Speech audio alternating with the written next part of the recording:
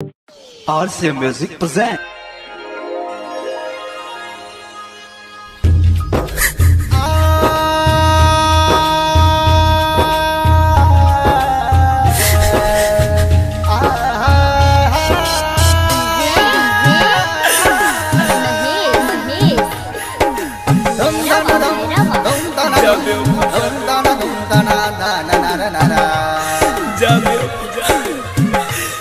थोड़ा सा भी तुम मेरे बारे में सोची होती, थोड़ा सा मेरा दिल को हो। जब जब याद तेरी आए हाय जान, आँखों में आंसू भर जाए। जब जब याद तेरी आए आँखों में आंसू भर जाए। कैसे बताऊं तुझे समझाऊं, ना कभी दिल से तुझे भुलाता। आंसू से भर गया जाम रे, कैसे भुलाऊं तेरा नाम रे जाने मन। आंसू से भर गया जाम रे, कैसे भुलाऊं तेरा नाम रे। जब जब याद तेरी आए जाने मन, आंखों में आंसू भर जाए।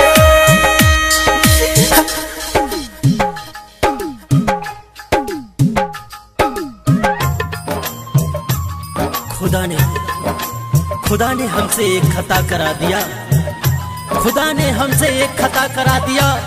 मुझे सलीम को तुझे अनारकली बना दिया। कहा कि जाओ ए मेरे अजीजो, जन्नत में प्यार का गुलशन खिलाना। कमबख्त तेरे इश्क ने मुझे शमशान पहुंचा दिया।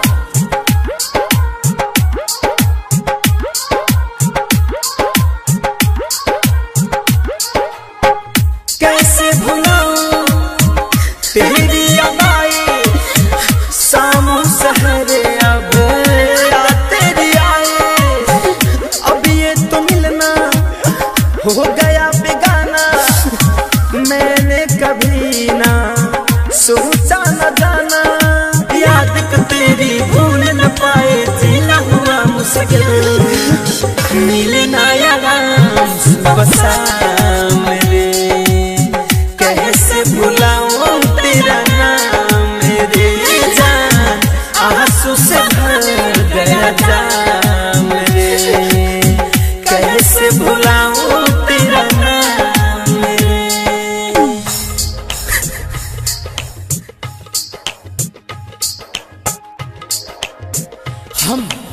हम उम्मीदों की दुनिया बसाते रहे, हम उम्मीदों की दुनिया बसाते रहे।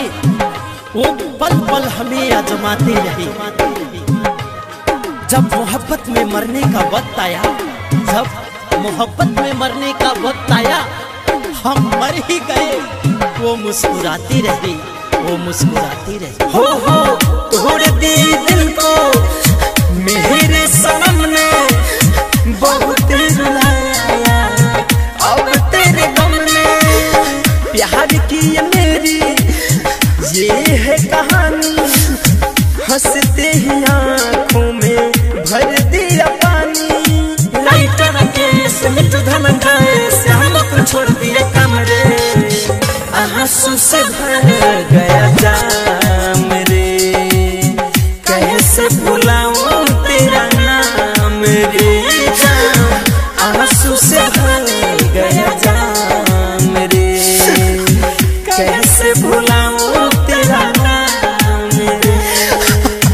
जब जब याद तेरी आए जाने जा, आंखों में आंसू भर जाए। कैसे बताऊं तुझे समझाऊं, ना कभी दिल से तुझे भुलाता। आंसू से भर गया जाम रे, कैसे भुलाऊं तेरा नाम रे जाने मन। आंसू से भर गया जाम रे, कैसे भुलाऊं तेरा नाम रे।